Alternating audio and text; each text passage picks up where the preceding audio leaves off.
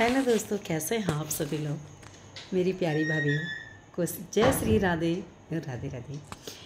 तो आजकल छुट्टियां हो गई हैं बच्चों की, बहुत शैतानी करते हैं बच्चे। होमवर्क मिले हैं, जुलाई में स्कूल खुलते ही एग्ज़ाम है, यूनिट टेस्ट स्टार्ट हो जाते हैं और एग्ज़ाम भी स्टार्ट हो जाते हैं कुछ दिन में ही। कोर्स कवर करा ही दिया मैम ने, क्योंकि यूनिट टेस्ट जो हैं जुलाई के अंदर ही हैं सभी स्कूलों के, मैं समझती हूँ। लेकिन बच्चे समझते हैं कि हमारी छुट्टियाँ हमें इंजॉय करने के लिए मिली हैं, हम पढ़ना नहीं। तो दोस्तों, बच्चे बिल्कुल पढ़ना नहीं चाहते, उनके लिए हमें क्या करना चाहिए, तो आप हमें कमेंट्स में ज़रूर बताइएगा। मैं अपनी राय देना चाहती हूँ थोड़ी सी कि बच्चों को पढ़ाने के लिए हमें क्या करना चाहिए।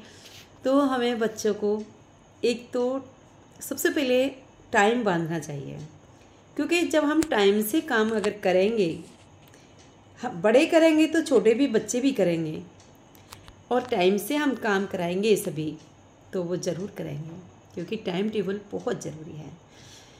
बच्चों को टाइम से उठाना, बच्चे को सुबह नाश्ता कराना, लंच कराना या डिनर कराना, जो भी है टाइम से अगर हम करेंगे और उसी में टाइम दिया पढ़ाई का, तो बच्चा ज़रूर करेगा।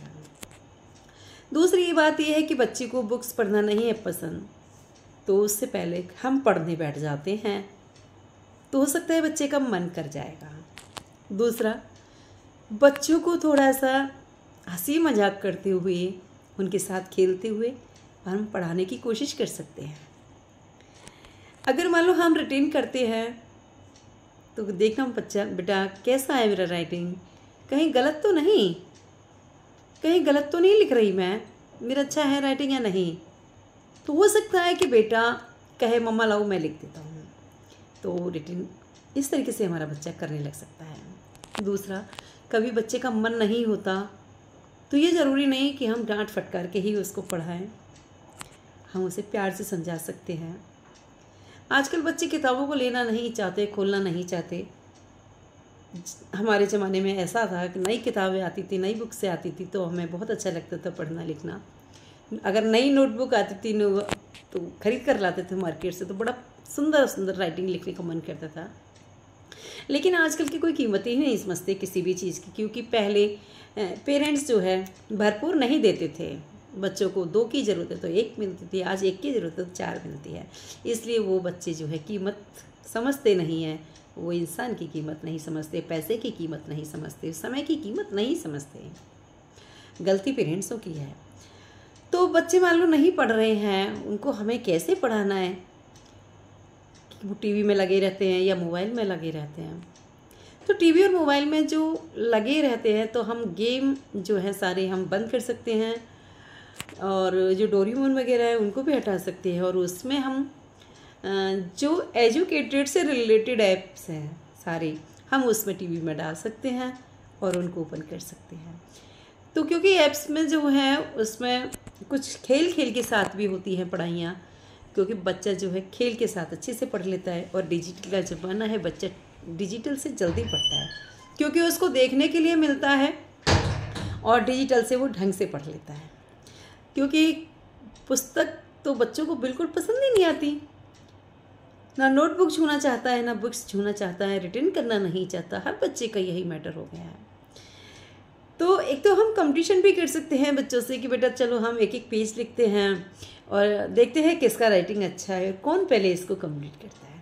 तो बच्चा कर सकता है, लेकिन उसको पता नहीं लगना चाहिए कि वो लिखने की वजह से करवा रहा है।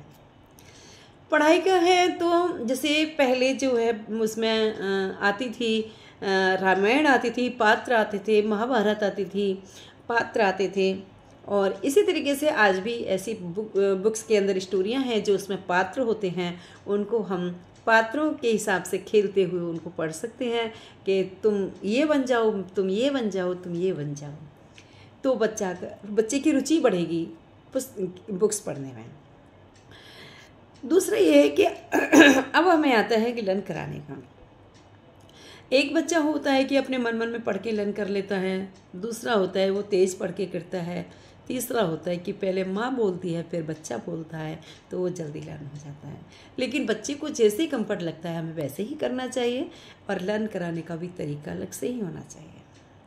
क्योंकि हंसते हुए, हंसी मजाक करते हुए उसको लर्न कराते जाओ। और अगर मान लो कहीं भी बड़ा चैप्टर में बड़े क्वेश्चन हैं, चैप्टर के अंदर बड़े बड़े क्वेश्चन हैं, तो हम उसको स्टॉप में ले सकते हैं, छोटे छोटे आंसर बना सकते हैं उसके स्टॉप पर ही। पहले हम जो फर्स्ट वाला स्टॉप है उसको लर्न करा देते हैं 2 लाइन का, फिर 2 लाइन का जब लर्न हो जाता है फिर हम 4 लाइन कराते हैं, 4 लाइन का हो जाता है फिर 6 लाइन कराते हैं। इसी तरीके से हम उसको लर्न करा सकते हैं, तो हमारा धीरे धीरे हमारा वो पूरा 1 पेज का जो आंसर है वो लर्न हो जाएगा। तो हम ऐसे बच्चे को आसानी से पढ़ा सकते हैं, क्योंकि आजकल बच्चों में ताकत नहीं है, एनर्जी नहीं है, तो बच्चे कमज़ोर हैं, तो वो नहीं पढ़ना चाहते, एक साथ नहीं हो पाता। तो मैं पेरेंट्सों से भी यही, टीचरों से भी यही कहना चाहूँगी कि जो आंसर कराते हैं उसको शॉर्ट रूप में भी करा सकते हैं, क्योंकि व्याख्या पूरी शॉर्ट रूप में भी हो सकती है और वो लॉन्ग में भी हो सकती है। कुछ में तो ये हो रहा है कि क्वेश्चन पूछ कुछ रहा है और आंसर बड़ा कर रखा है, एक्स्ट्रा दे रखा है, तो ऐसा भी चल रहा है स्कूलों के अंदर, तो बच्चे नहीं कर पाते लर्न। तो हमें छोटे रूप में ही उसको लर्न कराना होगा, क्योंकि आजकल बच्चों के माइंड में ताकत नहीं रही, इतनी खान पीन नहीं रहा जो बच्चे मेहनत कर पाते हैं, क्योंकि एसी और घर के अंदर जो पड़े रहते हैं बच्चे वो कमज़ोर हो जाते हैं। क्योंकि पहले बच्चे जो है आउटडोर गेम खेलते थे, सारे दिन बच्चों के साथ रहते थे, उनका माइंड भी फ्रेश रहता था, एनर्जी भी आती थी, उनको अंदर ताकत भी मिलती थी। आजकल के बच्चे घर के अंदर रहते, एसी में रहते, बिल्कुल नाजुक बच्चे हो जाते हैं, उनको बिल्कुल भी ताकत नहीं होती, एनर्जी नहीं होती। तो हमें ये आजमाना बहुत ज़रूरी है, बच्चों को खेल खेल के साथ पढ़ाना, डिजिटल के साथ पढ़ाना, और ख़ुद भी पढ़ने बैठ जाएँ, ऐसे पढ़ाना। दूसरा, बचपन से ही बच्चे जब हमारा 3 साल का 2.5 साल का होता है तब से ही पेपर पढ़ने की हैबिट ज़रूर डालनी चाहिए, क्योंकि एक पेपर के अंदर पूरी ऑल इंडिया, पूरा संसार, पूरा विश्व की सारी बातें उसमें आती हैं, देश विदेश तक की बातें उसमें आती हैं, जो नया आविष्कार हुआ होता है वो भी आती हैं, और जो बुक्सों के अंदर होता है वो सब पेपर में आती हैं। आजकल जो कौन बनेगा करोड़पति के आंसर भी सारे एक पेपर के द्वारा ही तैयार हो जाते हैं, क्योंकि पेपर में डेली कुछ ना कुछ आता है और डेली नॉलेज आती है। जो किसी चीज़ का आविष्कार होता है वह भी पेपर में आता है, और कोई घटित घटना होती है वो भी पेपर में आता है। कोई भी XYZ समाज से रिलेटेड, बैंक से रिलेटेड, परिवारों से रिलेटेड, औषधि से रिलेटेड कोई भी चीज़ होती है XYZ, वो सारी चीज़ पेपरों में ज़रूर आती है। तो पेपर पढ़ने की जिसको हैबिट होती है वो ज़रूर होशियार हो जाता है और फिर वो पढ़ने लग जाता है। तो बच्चों को पढ़ाने का तरीका मेरी समझ से ये ऐसा आया, जो मैंने देखा, कहीं से मुझे मिला पढ़ने को, मैंने कुछ अनुभव किया, क्योंकि बच्चों को मैंने भी पढ़ाया है और बच्चे नहीं पढ़ते हैं, और स्कूल में भी मैं देखती हूँ और सभी पेरेंट्सों के साथ में भी मैं देखती हूँ कि बच्चे नहीं पढ़ पाते हैं, वो परेशान रहते हैं। तो हम इस तरीके से पढ़ा सकते हैं, हम नोटबुक पे कुछ खेल भी खेल सकते हैं पहले, फिर धीरे धीरे उसको नंबरों में और वर्डों में हम चेंज कर सकते हैं, तो बच्चा धीरे धीरे पढ़ने लग जाएगा। तो ऐसे ही हमें अपने बच्चों को पढ़ाना है, बहुत सारा प्यार देना है, बहुत सारा उसे उपहार देना है, और खिलाने पिलाने का विशेष ध्यान रखना है, क्योंकि बच्चे उल्टा सीधा खाते हैं, उनको एनर्जी नहीं मिलती, इनको ताकत नहीं मिलती। बाकी हमें बच्चों को क्या खिलाना चाहिए उसके बारे में मैं ब्लॉग बना के देती हूँ, तो ज़रूर मेरा ब्लॉग देखिएगा और बताइएगा कमेंट्स में कि कैसा लगता है। तो हम बच्चों के साथ में इतना प्यार करते हैं, अच्छे से अच्छा पहनाना चाहते हैं, अच्छे से अच्छा हम बैग, हमारा स्कूल का फटता भी नहीं है, उससे पहले ही हम बच्चे को ला के देते हैं, चाहे वो टिफ़न हो, चाहे बॉटल हो पानी की, चाहे नोटबुक हो, चाहे कुछ भी XYZ हो, चाहे पेन हो। तो बच्चों को ना उसकी कदर करना बिल्कुल भूल गए हैं, वो कदर करना जानते ही नहीं है, वो समझते हैं कुछ नहीं है, वो इस मौज में आ गए हैं, तो वो पेरेंट्सों की जो इनकम होती है ना, वो उसकी कदर नहीं जानते।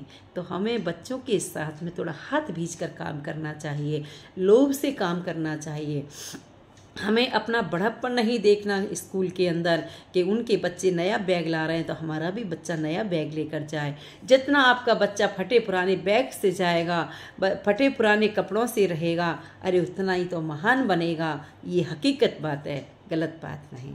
क्योंकि हम ही अपने बच्चे को बिगाड़ लेते हैं और फिर बाद में हम कर्म पकड़ करके रोते हैं। जो आज हमारे बड़े बूढ़े अनाथालय में रह रहे हैं और मार पीट के घर से निकाल रहे हैं, तो ये सब हमारा ही तो किया कर्म है। हम ऐसा क्यों करें अपने बच्चों के साथ, उनकी लाइफ को क्यों बर्बाद करें। तो हमें अपने बचपन से ही उनको लोभ से पालना है, कंजूसी से ज़रूर दिखाना है, क्योंकि जुड़ा हुआ पैसा उन बच्चों के ही काम में आना है, किसी और के नहीं आना। बच्चों को ये एहसास मत होने दो कि ये पैसों से आ रहा है या किसी चीज़ से आ रहा है, क्योंकि बच्चों को गरीब आई दिखाते रहो, हमेशा लोभ करते रहो। बच्चों को अमीरा ही मत दिखाओ कि हर समय उनको धूप में भी डोलने दो, चाहे दोपहरी हो रही हो चाहे रात हो रही हो, उनको घर से बाहर ज़रूर निकालो, क्योंकि उनको कठिन बनाना बहुत ज़रूरी है, चाहे लड़की हो चाहे लड़का हो।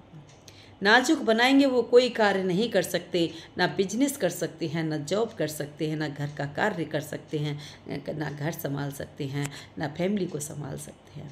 तो दोस्तों बस इतना ही, फिर ये ब्लॉग बड़ा हो जाएगा, मैं आगे के ब्लॉग पे और देती हूँ।